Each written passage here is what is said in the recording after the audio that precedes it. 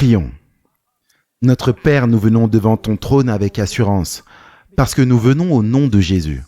Nous savons que lorsque nous prions au nom de Jésus, tu réponds à nos prières. Donc, nous demandons que tu sois avec nous par le ministère de ton Esprit Saint et éclaire nos esprits pour comprendre. Ouvre nos cœurs pour recevoir. Et Seigneur, par ta puissance, fais de nous des enfants obéissants. Nous demandons, alors que nous étudions cette leçon importante, que tu nous guides. Et nous réclamons la promesse de ta présence, parce que nous demandons dans le nom de Jésus. Amen. Après que Jésus ait décrit l'ordre des événements du temps de la fin, commençant par Matthieu chapitre 24, verset 4 au verset 31, Jésus utilise une illustration de la nature qui indiquerait à ses disciples quand cette venue serait proche. Il a également déclaré qu'avant que cette génération décède, toutes ces choses seraient accomplies et elles l'ont été dans la destruction de Jérusalem. Il a également déclaré que le ciel et la terre pourraient passer, mais sa parole ne passerait jamais. En d'autres termes, Matthieu 24 serait accompli tout comme il l'a dit. Donc, lisons Matthieu chapitre 24, versets 32 à 35. Ici, vous avez la leçon de la nature pour savoir à quel point est proche la venue de Jésus. Or, comprenez la similitude prise du figuier. Quand ses rameaux sont tendres et qu'ils poussent des feuilles, vous connaissez que l'été est proche. Vous aussi de même, maintenant voilà la comparaison, vous aussi de même, quand vous verrez toutes ces choses, c'est-à-dire tout ce qu'il a dit dans Matthieu 24, sachez que le Fils de l'homme est proche à la porte. Je vous le dis en vérité, cette génération ne passera point que toutes ces choses ne soient arrivées. Le ciel et la terre passeront, mais mes paroles ne passeront point. Donc il utilise l'analogie du figuier pour enseigner la venue prochaine du Seigneur en puissance et en gloire. Maintenant, les dispensationalistes, ceux qui croient qu'Israël, l'Israël littéral, est réétabli par Dieu selon son plan, croient que le figuier de Matthieu 24 est un symbole d'Israël et que le bourgeonnement du figuier représente le réétablissement de la nation d'Israël en l'an 1948. Selon ceux qui ont ce point de vue, le rétablissement d'Israël en tant que nation en 1948 est le plus grand signe que la venue de Jésus pourrait survenir à tout moment et qu'il est même à la porte. Nous devons donc examiner ce passage plus attentivement pour voir si ce concept est vrai. Maintenant, il est vrai que dans l'Ancien Testament, le figuier et la vigne sont des symboles d'Israël. Notez comme exemple Osée chapitre 9 et le verset 10. Dieu parle d'Israël et il dit « J'ai trouvé Israël comme des grappes », ça c'est la vigne, dans le désert. « J'ai vu vos pères comme le premier fruit d'un figuier qui commence. » Mais ils sont allés vers Baal-Péor. Ils se sont consacrés à une chose infâme. Ils sont devenus abominables comme ceux qu'ils ont aimés. Le Nouveau Testament utilise également le figuier et la vigne comme symbole pour Israël. Ce que nous voulons faire dans les prochaines minutes, c'est examiner 3 passages qui font référence à l'arbre dans les évangiles. Et donc, allons dans le premier. On le trouve dans Matthieu chapitre 3 et les versets 9 à 10. Et après que nous ayons examiné Israël en tant qu'arbre dans le Nouveau Testament, nous examinerons Israël comme la vigne dans le Nouveau Testament. Jean-Baptiste a commencé son ministère 6 mois avant que Jésus ne commence le sien. Dans son message, il compare Israël à un arbre. Matthieu 3, 8 à 10. Ici, Jean-Baptiste prêche Produisez donc des fruits convenables à la repentance. Et ne pensez pas à dire en vous-même, nous avons Abraham pour père. Car je vous dis que de ces pierres, Dieu peut susciter des enfants à Abraham. Et la cognée est déjà mise à la racine des arbres. Tout arbre donc qui ne produit point du bon fruit est coupé et jeté au feu. Donc il appelle à la repentance, il les réprimande pour avoir prétendu être enfants d'Abraham alors qu'ils n'avaient pas son esprit, il les compare à un arbre qui est censé produire de bons fruits, et s'il ne produit pas de bons fruits, il sera coupé et jeté dans le feu. Et il leur a également dit, vous savez, Dieu peut susciter des enfants d'Abraham à partir de ces pierres s'il le veut. Maintenant, ces pierres que Jésus a mentionnées ici n'étaient pas des pierres littérales, il ne pointait pas vers des pierres littérales. Les actes dans ces versets sont symboliques. Les arbres sont symboliques. Le fruit est symbolique. Et l'abattage de l'arbre est symbolique. Et la combustion de l'arbre est également symbolique. Donc les pierres sont aussi symboliques de quelque chose. Jean-Baptiste dit « Ne pensez pas à dire « Nous sommes enfants d'Abraham ». Dieu peut élever des enfants d'Abraham à partir de ces pierres. Que représentent donc les pierres? Dans Jésus-Christ, page 107, Ellen White a écrit la chose suivante. Parlant des gentils et des soldats qui étaient rassemblés là pour écouter Jean prêcher, et certains d'entre eux pour être baptisés, leur cœur pouvait maintenant apparaître aussi sans vie que les pierres du désert. Mais son esprit pouvait les inciter à faire sa volonté et à recevoir l'accomplissement de sa promesse. Donc, le premier passage que nous voyons concernant l'arbre, c'est le passage avec Jean-Baptiste appelant Israël à la repentance, disant « Ne vous vantez pas parce que vous êtes des enfants d'Abraham. Dieu peut susciter des enfants à Abraham à partir de ces gentils, et vous feriez mieux de produire des fruits dignes de repentance parce que si vous ne produisez pas du fruit, vous serez coupés et jetés au feu. » Maintenant, nous passons au deuxième épisode qui fait référence à l'arbre. C'est environ 2 ans et demi après que Jésus ait commencé son ministère. Il raconte une parabole qui a beaucoup d'éléments communs avec le message de Jean-Baptiste. Lisons la parabole dans Luc 13, les versets 1 à 9. En ce temps-là, quelques personnes qui se trouvaient là racontèrent à Jésus ce qui était arrivé à des Galiléens dont Pilate avait mêlé le sang avec celui des sacrifices. Et Jésus, répondant, leur dit « Pensez-vous que ces Galiléens fussent plus grands pécheurs que tous les autres Galiléens parce qu'ils ont souffert ces choses? Non, vous dis-je.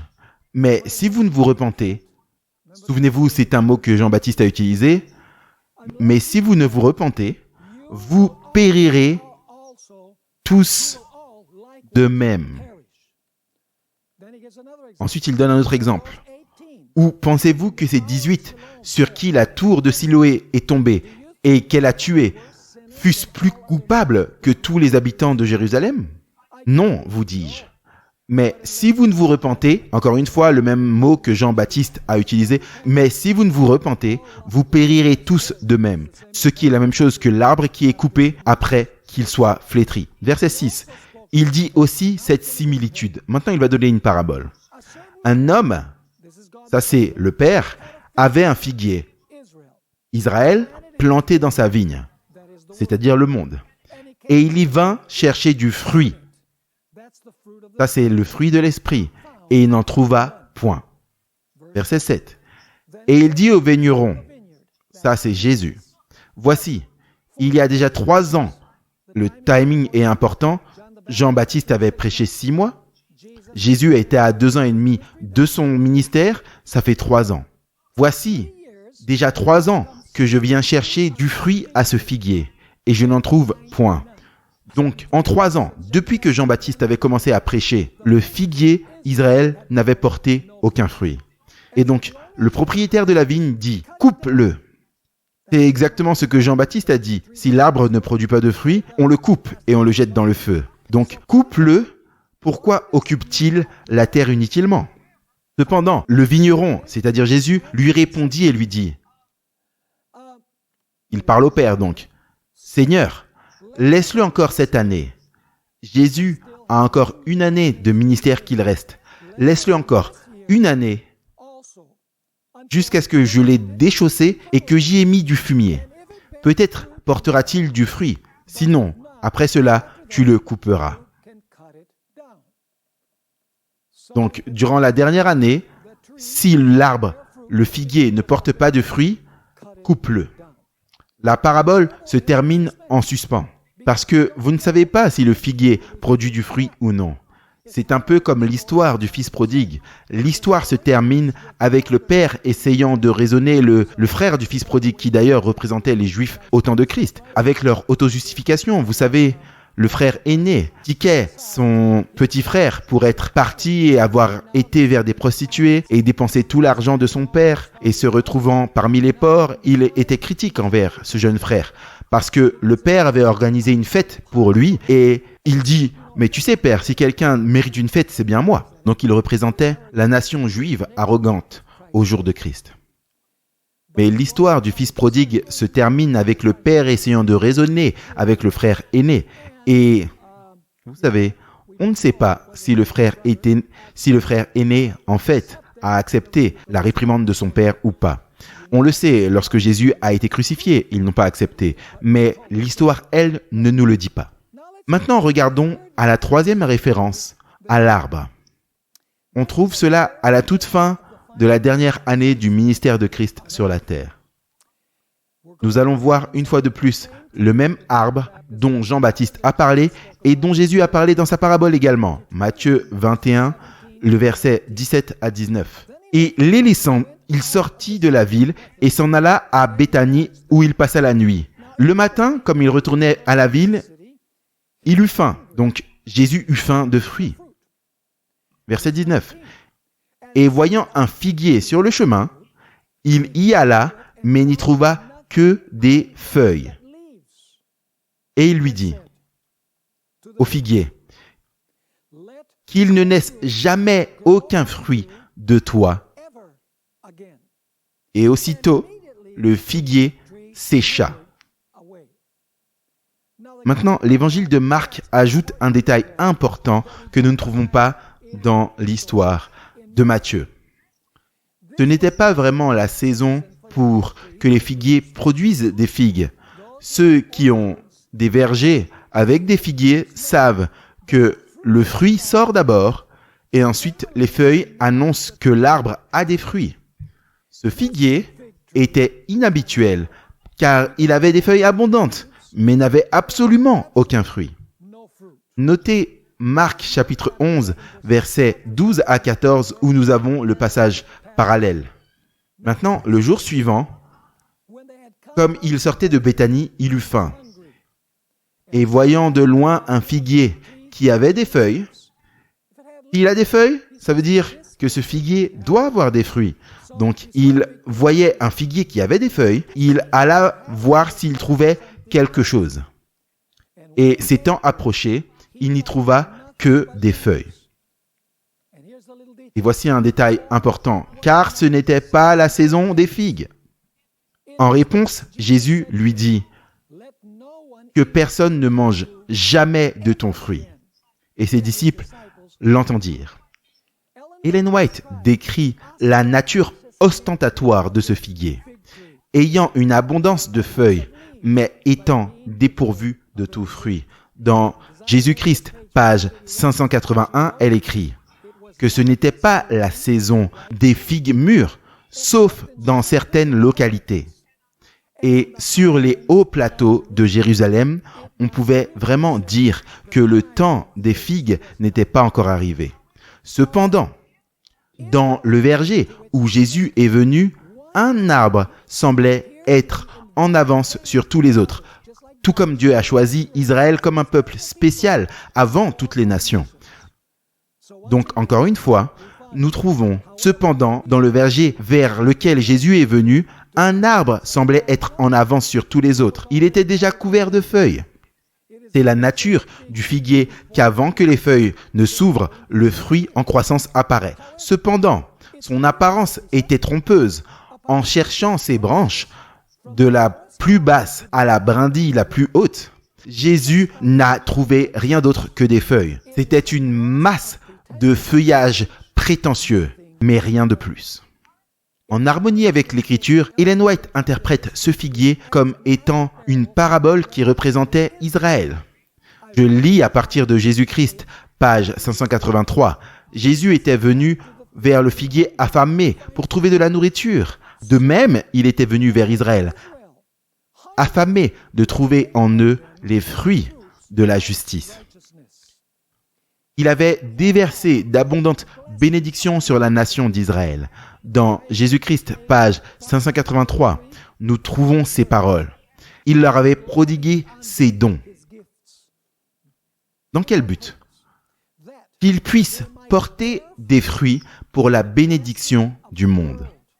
Chaque opportunité et privilège leur avait été accordé et en retour, il recherchait leur sympathie et leur coopération dans son œuvre de grâce. Remarquez, Dieu ne donne pas simplement des bénédictions pour que nous soyons bénis. Il donne des bénédictions pour que nous puissions bénir les autres. Puis elle termine la déclaration. Il, c'est-à-dire Jésus, aspirait à voir en eux le sacrifice de soi et la compassion, le zèle pour Dieu et un profond désir de l'âme pour le salut de leurs semblables. Donc vous remarquerez ici que Dieu a prodigué à Israël ses bénédictions afin qu'eux-mêmes puissent devenir une bénédiction pour le salut du monde entier. Et parce que le figuier n'avait rien si ce n'est des feuilles prétentieuses, Jésus a maudit le figuier et il s'est desséché. Dès le lendemain, lorsque Jésus et les disciples sont passés par cet endroit particulier, Marc 11, 20 et 21 nous disent ce qui s'est passé avec ce figuier. Il est dit ici, « Et le matin, comme il passait, ses disciples virent le figuier séché jusqu'aux racines. » Maintenant, vous savez, lorsqu'un arbre se dessèche par les racines, c'est terminé, il est mort.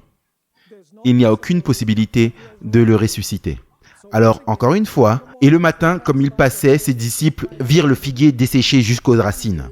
Alors Pierre, s'étant souvenu de ce qu'il s'était passé, lui dit, « Maître, voilà le figuier que tu as maudit, qui est séché. » Qu'est-ce que Jésus voulait enseigner lorsqu'il a maudit le figuier et qu'il s'est desséché par les racines? J'aimerais lire maintenant deux déclarations que nous trouvons dans le livre Jésus-Christ.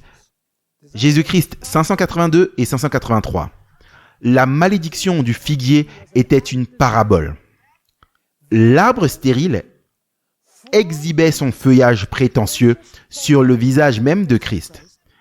Était un symbole de la nation juive.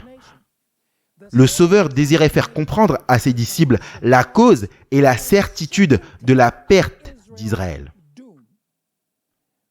Une autre déclaration, flétrie sous la malédiction du Sauveur, debout, brûlé et desséché par les racines, le figuier montrait ce que le peuple juif serait quand la grâce de Dieu leur serait retirée.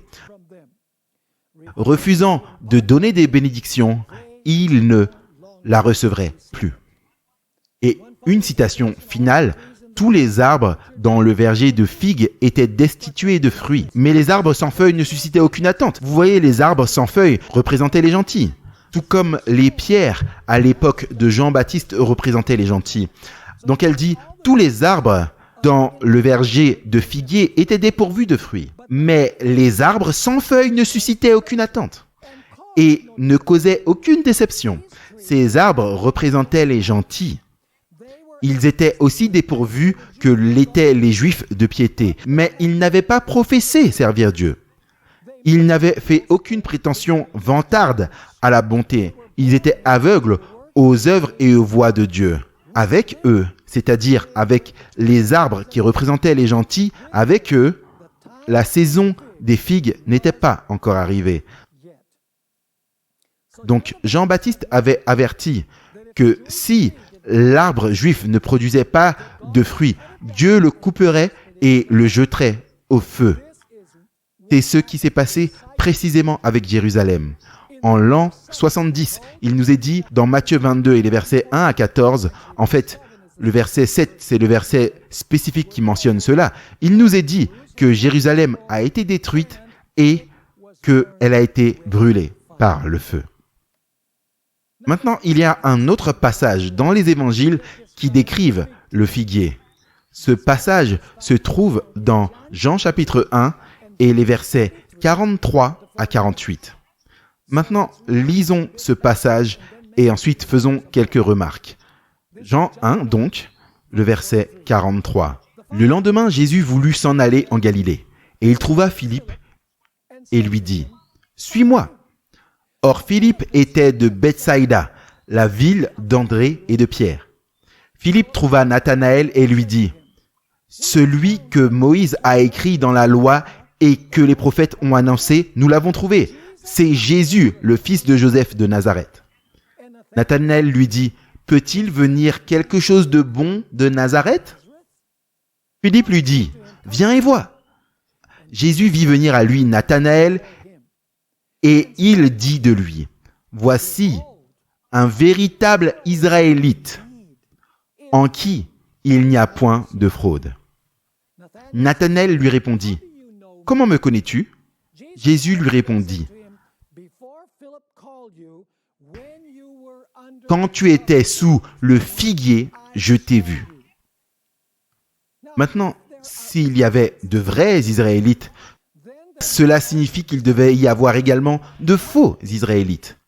Maintenant, le mot « véritable » qui est utilisé ici lorsque Jésus dit que Nathanaël était un véritable Israélite signifie en fait authentique ou réel. C'est la raison pour laquelle, par exemple, la version NIV traduit l'expression « un vrai Israélite ». L'exactitude de la traduction de NIV ici est prouvée par le fait que le verset 47 nous dise qu'en Nathanaël, il n'y avait pas de tromperie. En d'autres termes, il était un vrai, authentique Israélite.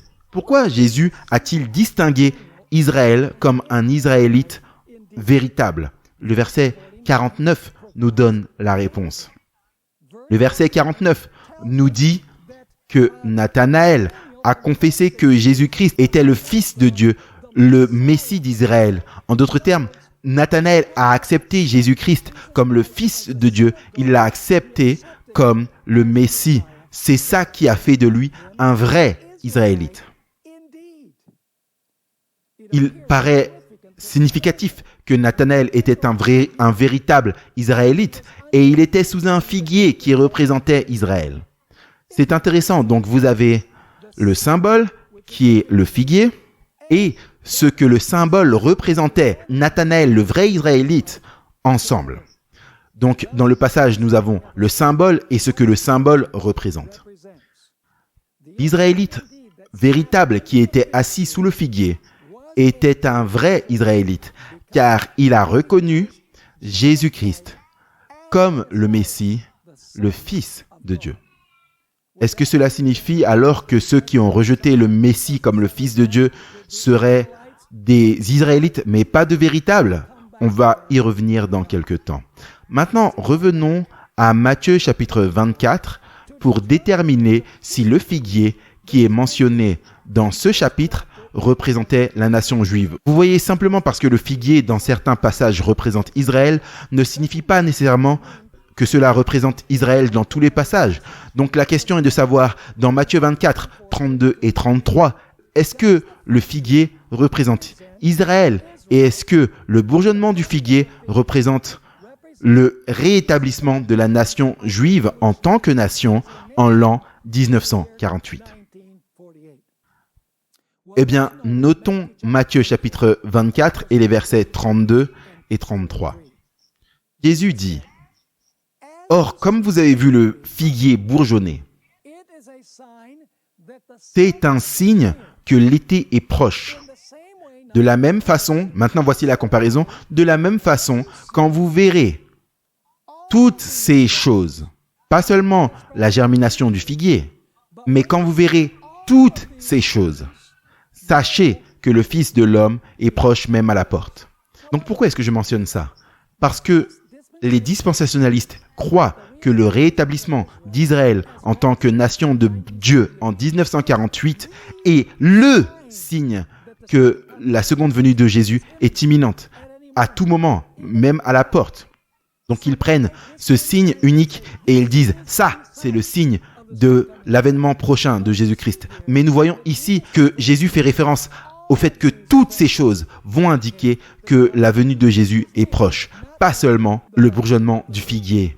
Le passage parallèle à Matthieu est dans Luc 21, 29 à 31. Il nous donne des détails additionnels. Donc, lisons ces versets. Il est dit, et il leur dit une parabole. Voyez le figuier et tous les arbres. Regardez, ce n'est pas seulement le figuier, c'est tous les arbres. Quand ils bourgeonnent, vous jugez de vous-même en les voyant que l'été est proche. De même, lorsque vous verrez arriver ces choses, il ne s'agit pas seulement du figuier. En 1948, il est dit quand vous verrez ces choses se produire, c'est-à-dire tous les signes de Matthieu 24, sachez que le royaume de Dieu est proche. Dans Luc, Jésus n'a pas distingué le bourgeonnement du figuier, mais il dit également tous les arbres. Donc le figuier n'est qu'un parmi plusieurs arbres que lorsque vous le verrez bourgeonner, c'est symbolique de tous les signes qui pointent vers la venue prochaine de Jésus. Maintenant, on parle aussi d'Israël comme un vignoble dans le Nouveau Testament. Donc allons dans Matthieu chapitre 21 et les versets 33 à 46. Matthieu 21, 33 à 45 en fait. Je vais l'interpréter au fur et à mesure qu'on avance. Écoutez une autre parabole. Il y avait un père de famille, c'est Dieu le Père, qui planta une vigne, ça c'est Israël. Il l'environna d'une haie, c'est la loi. Il y creusa un pressoir et y bâtit une tour, c'est le temple. Il la loua à des vignerons, ça c'est les leaders juifs, et s'en alla faire un voyage. Le ciel. La saison des fruits étant proche, il envoya ses serviteurs vers les vignerons. Ces serviteurs qui sont envoyés, c'est ceux qui sont envoyés avant la captivité babylonienne, les vrais prophètes de Dieu.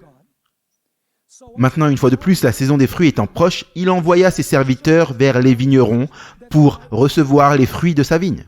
Mais les vignerons, s'étant saisis des serviteurs, battirent l'un, tuèrent l'autre et en lapidèrent un autre, comme ils l'ont fait avec les vrais prophètes, dans l'Ancien Testament avant la captivité babylonienne. Donc, est-ce que Dieu abandonne? Non. Verset 36. Encore, il envoya d'autres serviteurs, ça c'est donc après la captivité babylonienne, en plus grand nombre que les premiers, et ils les traitèrent de la même façon. Enfin, donc ça, il y a une finalité, puis enfin, il envoya son fils. Et Jésus le Père leur envoie son fils Jésus, disant, « Ils respecteront mon fils. » Mais quand les vignerons virent le fils, ils dirent entre eux, « C'est ici l'héritier. » En d'autres termes, celui qui va hériter des promesses. Galates 3, verset 16.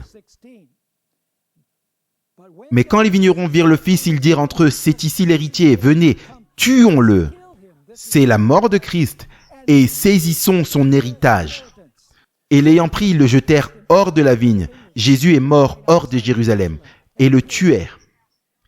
Maintenant, Jésus demande, quand donc le maître de la vigne sera venu, que fera-t-il de ces vignerons? Ils n'avaient pas encore compris qu'il parlait d'eux. Verset 41, ils lui dirent, « Il fera périr misérablement ces méchants. » Ça, c'est la destruction de Jérusalem, soit dit en passant. « Et il louera sa vigne à d'autres vignerons. » Ça, c'est les païens, qui lui en rendront les fruits en leur saison. Et maintenant, Jésus va expliquer ce que veut dire la parabole. Jésus leur dit, n'avez-vous jamais lu dans les Écritures ces paroles, la pierre, ça c'est Jésus, que ceux qui bâtissaient la nation juive ont rejeté, est devenue la principale pierre de l'angle? Ceci a été fait par le Seigneur et c'est une chose merveilleuse à nos yeux. Et ensuite Jésus fait cette prédiction. C'est pourquoi je vous dis que le royaume de Dieu vous sera ôté. En d'autres termes, le royaume n'appartient plus à l'Israël littéral. Il vous sera ôté et il sera donné à une nation. Ça, c'est les gentils. Le mot grec, c'est ethné. et sera donné à une nation qui en rendra les fruits. Et celui qui tombera sur cette pierre, parlant de lui-même, sera brisé. En d'autres termes, celui qui reçoit Jésus comme Christ et Sauveur sera converti. Et celui sur qui elle tombe, elle l'écrasera. En d'autres termes, la personne qui n'accepte pas Jésus finira par être détruite. Verset 45, et quand les principaux sacrificateurs et les pharisiens eurent entendu ces paroles, ils reconnurent qu'il parlait d'eux. Pour finir, il envoie son fils. Il n'y avait plus aucune autre voie que Jésus puisse suivre avec la nation juive. La théocratie juive a pris fin et maintenant, la commission de l'évangile est remplie par une autre nation, les gentils. Maintenant, tournons nos Bibles vers Jean chapitre 8, les versets 37 à 45. Souvenez-vous que nous parlons d'individus qui sont de vrais juifs ou des juifs authentiques et il y en a d'autres qui, bien qu'ils descendent d'Abraham, ils sont des juifs contrefaits. Ils sont juifs mais ne le sont pas. Mais est-ce que vous dites que ça ne fait pas sens ? Eh bien, ce que je vais lire de la bouche de Jésus ne fait pas sens non plus. Jean 8, verset 37. Jésus parle à un groupe de juifs ici et il dit « Je sais que vous êtes la postérité d'Abraham », c'est-à-dire littéralement. Mais vous cherchez à me faire mourir parce que ma parole ne trouve point d'accès en vous. Et c'est ce que dit Jésus.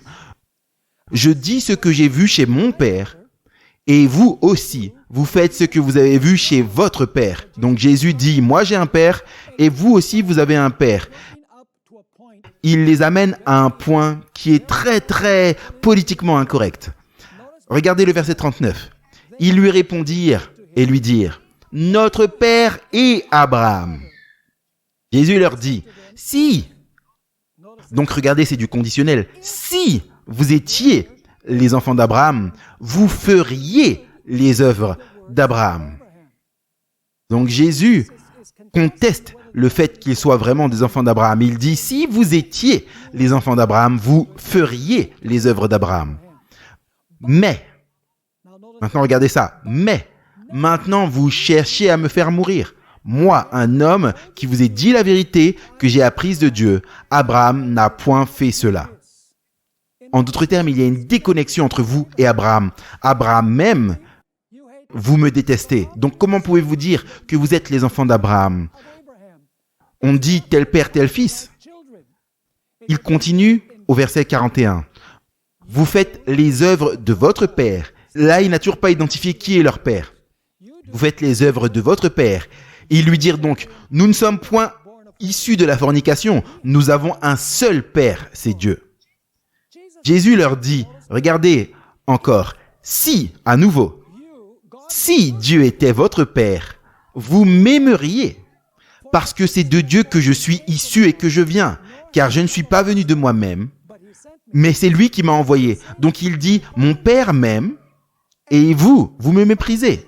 Donc comment pouvez-vous dire que Dieu est votre Père si vous dites que vous me méprisez et que le Père en fait m'aime? Il y a une déconnexion là. Regardez, verset 43. Pourquoi ne comprenez-vous point mon langage ? C'est parce que vous n'écoutez pas ma parole. Et maintenant, il fait cette déclaration qui est très politiquement incorrecte. Le père dont vous êtes issus, c'est le diable. Qui détestait Jésus et voulait voir Jésus mort? Le diable. Donc, avait-il le même esprit que le diable? Absolument. Donc, vous êtes issus de votre père, le diable, et vous voulez accomplir les désirs de votre père. Il a été meurtrier dès le commencement, et il n'a point persisté dans la vérité, parce qu'il n'y a point de vérité en lui. Lorsqu'il dit un mensonge, il parle de son propre fond, car c'est un menteur et le père du mensonge. Cela nous rappelle le passage sur Nathanaël. Vous vous souvenez que Nathanaël était un vrai, authentique Israélite, car il a confessé le Messie et en lui il n'y avait point de tromperie. Ici, dans la dernière partie de ce verset, on trouve une emphase sur la vérité. Jésus dit, lorsque Satan prononce un mensonge, il parle de son propre fond, car il est un menteur et le père du mensonge. Mais la chose incroyable sur ce passage, c'est que les Juifs étaient littéralement des enfants d'Abraham. Mais spirituellement, Jésus dit, vous n'êtes pas des enfants d'Abraham parce que vous êtes des enfants du diable. Vous voulez faire ce que le diable veut me faire. Dans le sens physique du mot, ils étaient enfants d'Abraham, mais dans le sens spirituel, ils ne l'étaient pas. Il s'avère que l'apôtre Paul a répété plusieurs fois cette vérité. Lisons quelques versets maintenant des écrits de l'apôtre Paul où il a enseigné la même vérité que pour être un Israélite véritable, il faut accepter Jésus-Christ comme Sauveur et Seigneur, comme le Messie, comme le Fils de Dieu. Nous trouvons cela dans Romains chapitre 2, le verset 28 à 29, que l'apôtre Paul contraste avec ceux qui étaient extérieurement juifs et ceux qui l'étaient intérieurement. Voici ce qu'il dit. Car celui-là n'est pas juif qu'il est en dehors. Et la circoncision n'est pas extérieure en la chair. Parce que les juifs, ils s'enorgueillissaient de la circoncision. Ils disaient c'est le signe de l'alliance. C'est le signe que nous sommes le vrai peuple de Dieu. Et pourtant, Paul dit, ce n'est pas un vrai juif, celui qui ne l'est qu'extérieurement, ni la circoncision, celle qui est extérieure en la chair. Mais celui-là est juif, qu'il est au-dedans. Et la circoncision est celle du cœur, et non selon la lettre. Et la louange de ce juif ne vient pas des hommes, mais de Dieu. Donc, les Juifs, ils s'enorgueillissaient, ils se vantaient d'obéir à la loi, à la lettre même, mais il leur manquait l'esprit.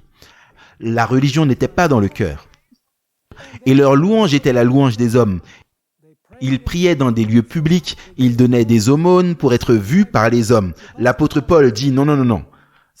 Et juif, celui qui l'est intérieurement, la circoncision est celle du cœur dans l'esprit et pas dans la lettre. Car pour lui, la louange ne vient pas des hommes, mais de Dieu. L'apôtre Paul reprend la même idée dans Romains chapitre 9, versets 6 à 8. Ce n'est pas que la parole de Dieu ait failli. Mais écoutez cette déclaration. Car tous ceux qui descendent d'Israël ne sont pas Israël. Donc alors, qu'est-ce que ça fait si je dis tous les Israélites ne sont pas Israélites? Vous direz, mais pasteur Bor, c'est une déclaration ridicule. Et pourtant l'apôtre Paul dit, car ils ne sont pas tous Israël, ceux qui descendent d'Israël. Ni ils ne sont pas tous enfants, simplement parce qu'ils sont la postérité d'Abraham. Ce n'est pas toute la postérité d'Abraham qui sont les enfants d'Abraham, c'est ce que dit l'apôtre Paul. Il continue. Mais en Isaac, votre postérité sera appelée. Qui vient d'Isaac? Le Messie, mes amis. En Isaac sera une postérité de ton nom. C'est-à-dire ceux qui sont les enfants de la chair, c'est-à-dire les Juifs littéraux, les descendants d'Abraham par le sang. C'est-à-dire ceux qui sont les enfants de la chair, eux ne sont pas les enfants de Dieu, mais les enfants de la promesse. C'est-à-dire la promesse du Messie, eux sont comptés comme la postérité. Regardons également Galates chapitre 3, versets 26 à 29. L'apôtre Paul note ce point de manière répétée, qu'un Israélite authentique et véritable est celui qui a reçu Jésus-Christ comme Sauveur et Seigneur. Galates 3, verset 26, dit ce qui suit. « Car vous êtes tous enfants de Dieu, par la foi en Jésus-Christ. » Donc, comment sommes-nous enfants de Dieu? Nous sommes fils de Dieu par la foi en Jésus-Christ. Maintenant, nous sommes tous fils de Dieu en termes de création.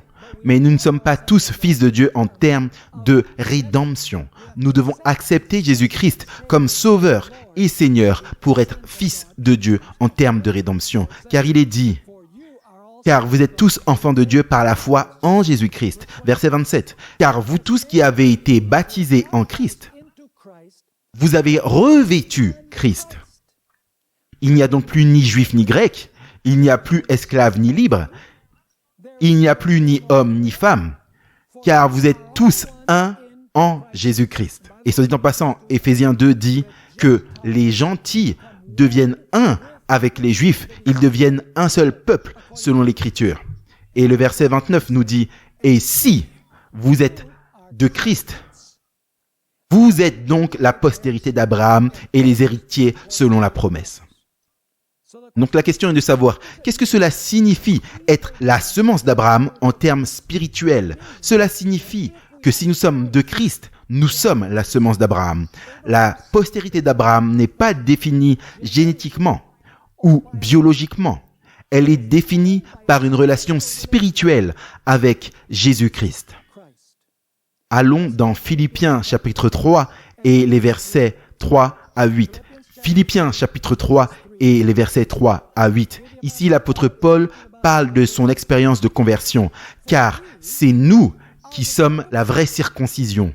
Nous qui servons Dieu en esprit, qui nous glorifions en Jésus-Christ et qui ne mettons point notre confiance en la chair. Regardez, c'est qui la circoncision? Ceux qui sont littéralement les Juifs circoncis? Non, l'apôtre Paul dit que nous sommes la circoncision, nous qui servons Dieu en l'esprit, nous qui nous glorifions en Jésus-Christ et ne mettons point notre confiance en la chair. Et ensuite, il se remémore de son expérience. Bien que je puisse moi aussi me glorifier de la chair, si quelqu'un croit pouvoir se confier en la chair, je le puis encore davantage.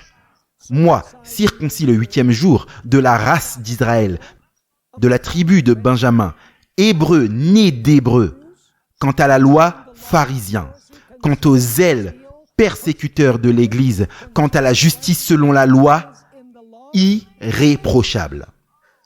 Oh, il revendique un grand héritage ici, mais maintenant regardez ce qu'il dit. Mais ces choses qui m'étaient un gain, toute cette liste qu'il vient de donner, je les ai regardées comme une perte à cause de Christ. Bien plus, je regarde toutes ces choses comme une perte en comparaison de l'excellence de la connaissance de Jésus-Christ mon Seigneur, pour qui j'ai perdu toutes choses, et je les regarde comme des ordures afin que je gagne Christ. J'espère que vous comprenez cela. Donc vous vous dites, mais qu'est-ce que cela a à voir avec Matthieu chapitre 24? Eh bien, les dispensationalistes croient que le bourgeonnement du figuier est le rétablissement de la nation d'Israël dans la désobéissance, parce qu'ils rejettent toujours le Messie. Ce que j'essaie de vous montrer ici, à partir des Écritures, c'est que le bourgeonnement du figuier ici et de tous les arbres, tous les signes sont des signes de la venue du Christ. Et dans ce sens, le figuier ne représente pas nécessairement Israël. Jésus l'utilise comme une analogie pour montrer que lorsque ces signes ont lieu, la venue de Jésus est proche. Donc maintenant, posons la question. Est-ce que l'Église remplace Israël?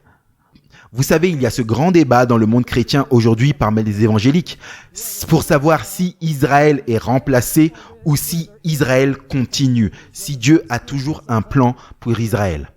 Eh bien, allons dans Genèse chapitre 49 et le verset 28 pour répondre à la question « Est-ce que Dieu remplace Israël avec les gentils ou est-ce que les gentils continuent l'héritage d'Israël ?» Dans Genèse 49, verset 28, nous trouvons que l'Église de l'Ancien Testament, pour ainsi dire, a commencé avec 12 patriarches qui se sont ensuite multipliés en une grande nation composée de 12 tribus. Il est dit ici dans Genèse 49, 28, tout cela, c'est-à-dire les fils de Jacob, parce que Jacob a énuméré ses fils dans ce chapitre un par un, tout cela sont les chefs des 12 tribus d'Israël. Et c'est ce que leur dit leur père en les bénissant. Il bénit chacun d'eux de la bénédiction qui leur était propre. Donc ces 12 fils de Jacob se sont alors multipliés et ils sont devenus une seule nation. Ils sont devenus les 12 tribus d'Israël qui se sont multipliées grandement. Dieu a alors appelé Moïse à délivrer son peuple de la servitude. Quand Moïse est né, le grand dragon, nom donné à Pharaon dans Ézéchiel 29.3, était là essayant de le tuer. Mais Moïse a ensuite délivré Israël de la servitude et le signe de leur libération était le sang de l'agneau placé sur les linteaux des fidèles israélites. Puis Moïse a organisé 12 tribus. Qui sont ensuite entrées dans la terre promise. Maintenant, c'est très intéressant. Donc, Israël commence techniquement avec 12 individus qui se développent en 12 tribus, une immense nation composée de nombreuses personnes. Quelle était la mission que Dieu avait en choisissant Israël et en multipliant cette tribu en une nation? Le fait est que son seul but était de préparer le monde à l'arrivée du Messie. S'ils échouaient dans leur mission, ils n'avaient absolument aucune raison d'exister. Notez Ésaïe 49 et le verset 6. Soit dit en passant, lorsque je dis qu'ils n'avaient aucune raison d'exister, je ne dis pas que l'État d'Israël n'a aucune raison d'exister. Bien sûr, ils ont une raison d'exister en tant que nation, mais ce que je dis, c'est qu'ils n'ont aucune raison d'exister pour remplir leur but, c'est-à-dire préparer le monde pour la venue du Messie.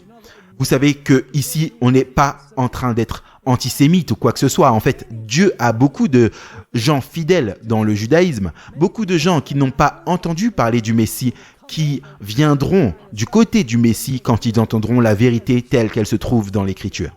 Quelle était la nation d'Israël? Ésaïe 49, verset 6. Et il a dit, parlant de son peuple, « C'est peu que tu sois mon serviteur, pour relever les tribus de Jacob. » En d'autres termes, je ne t'ai pas seulement choisi pour relever les tribus de Jacob et pour ramener les restes d'Israël. J'ai fait de toi la lumière des nations pour que mon salut parvienne jusqu'au bout de la terre. Dans l'Ancien Testament, c'était le plan de Dieu qu'Israël soit si prospère et qu'il soit si fidèle à Dieu que toutes les nations environnantes viendraient et disent et demandent quel est le secret de votre prospérité, quel est le secret de votre paix et de votre abondance. Et ils diraient, « Ah, nous servons le vrai Dieu et nous préparons le monde pour la venue de son Messie. » Dieu les a appelés pour être une lumière pour les païens, afin qu'ils puissent être le salut de Dieu, comme il est dit ici, jusqu'aux extrémités de la terre. Malheureusement, Israël littéral a échoué dans son engagement. Avant la captivité babylonienne, elle s'est mêlée avec les nations et a adopté leurs pratiques culturelles et leurs pratiques religieuses et l'idolâtrie. Et après la captivité babylonienne, Israël s'est enfermé dans une armure pharisaïque, s'isolant des nations. Pour cette raison, Jésus a choisi 12 apôtres fidèles, tous juifs, pour continuer l'héritage d'Israël et pour remplir la mission que la théocratie hébraïque avait manqué de remplir. Les 12 ont ensuite prêché Jésus et en conséquence, l'Église est devenue une grande nation pour ainsi dire. Rappelez-vous que Jésus a dit « Le royaume vous sera ôté et sera donné à une nation qui en rendra les fruits ». Ça, c'est une parole qui fait référence aux gentils. Donc vous voyez, la mission de l'Église, c'est la même mission que la théocratie hébraïque. Seulement la théocratie hébraïque était pour préparer le monde à la venue du Messie. L'Église est pour annoncer que le Messie est venu et qu'il est le sauveur du monde. Je suis sûr que vous avez lu Matthieu chapitre 28 et les versets 18 à 20 où vous avez la grande commission que Jésus donne aux disciples. Lisons ces versets. Jésus vint vers eux et leur dit « Toute autorité m'a été donnée au ciel et sur la terre. Allez donc et faites des disciples toutes les nations, les baptisant au nom du Père, du Fils et du Saint-Esprit. Leur enseignant à observer toutes les choses que je vous ai commandées, et voici, je suis avec vous tous les jours jusqu'à la fin du monde. » C'est intéressant. Ça, c'était le but quand Dieu a choisi 12 apôtres qui se sont ensuite multipliés en une grande nation, pour ainsi dire. Maintenant, Apocalypse chapitre 12 est la preuve que Dieu n'a qu'un seul vrai Israël, avec qu'une seule mission. L'Israël fidèle de l'Ancien Testament, comme je le mentionnais, est un avec l'Église fidèle du Nouveau Testament. Si vous allez dans Apocalypse chapitre 12, vous verrez qu'une seule femme représente l'Église de l'Ancien et du Nouveau Testament. Dieu n'a pas deux femmes. Ça serait de la bigamie, soit dit en passant, si Dieu avait deux femmes. En réalité, Dieu n'a qu'une femme dans Apocalypse 12. La femme qui amène le Messie dans le monde, c'est l'Église de l'Ancien Testament. C'est pourquoi la femme a une couronne avec 12 étoiles sur sa tête. Et puis, cette femme s'enfuit dans le désert pendant 1260 années. C'est l'Église du Nouveau Testament. C'est pourquoi Jésus a commencé l'Église de l'Ancien Testament avec 12 individus qui se sont multipliés en 12 tribus. Et c'est la raison pour laquelle il a choisi 12 apôtres juifs qui se sont ensuite multipliés et sont devenus une grande nation chrétienne. Maintenant, Ellen White écrit dans Actes des apôtres à la page 19. Comme dans l'Ancien Testament, les 12 patriarches se tenaient en tant que représentants d'Israël, de même les 12 apôtres se tiennent en tant que représentants de l'Église évangélique. Ce n'est pas par hasard, mes amis, si nous trouvons dans Apocalypse que les fondements de la ville portent les noms des 12 apôtres et les portes de la ville portent les noms des 12 tribus. C'est une seule ville avec tous les rachetés de l'Ancien et du Nouveau Testament. L'Église ne remplace pas Israël. L'Église continue l'héritage d'Israël et remplit la mission que la théocratie a échoué de remplir. Il nous est dit dans le livre des Hébreux, au chapitre 11 et le verset 10, qu'Abraham a regardé vers une ville céleste dont le bâtisseur et le créateur est Dieu. Les grands héros de Hébreux 11, ils ont compris que la Jérusalem littérale au Moyen-Orient n'est pas l'ultime espoir du chrétien. L'espoir du chrétien, c'est la cité céleste dont le constructeur et le créateur, c'est Dieu. En fait, tous les héros du chapitre 11 de Hébreux ont cherché la Jérusalem céleste, pas la terrestre. Et ce sont les saints de l'Ancien Testament qui cherchent la cité céleste. Regardez Hébreux chapitre 11 et les versets 13 à 16. Hébreux 11, 13 à 16. Après avoir mentionné plusieurs de ces héros, il dit « Tous ceux-là sont morts dans la foi, sans avoir reçu la chose promise. Mais les ayant vus de loin, crus et embrassés. Et ayant fait profession d'être étrangers et voyageurs sur la terre.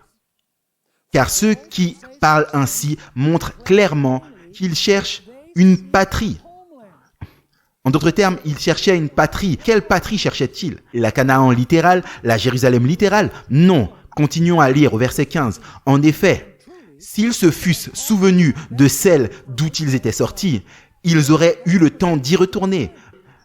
Et maintenant, ils en désirent une meilleure. Ça, c'est les gens de l'Ancien Testament, mes amis. Mais maintenant, ils en désirent une meilleure, c'est-à-dire une céleste. C'est pourquoi Dieu ne dédaigne pas d'être appelé leur Dieu, car il a préparé pour eux une ville.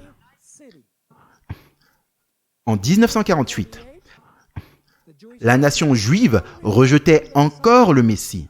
Et donc 1948 ne pouvait pas être un accomplissement de prophétie, car la Bible dit que Dieu a dispersé Israël à la destruction de Jérusalem parce qu'ils ont rejeté le Messie. Donc pourquoi les rassemblerait-il dans la désobéissance alors qu'ils sont toujours dans le rejet du Messie? Ellen White a écrit quelque chose de solennel concernant la Jérusalem terrestre. Dans la Review and Herald le 25 février 1896, elle a écrit « La malédiction repose sur Jérusalem. Le Seigneur a effacé ces choses que les hommes adoraient à Jérusalem et à propos de Jérusalem.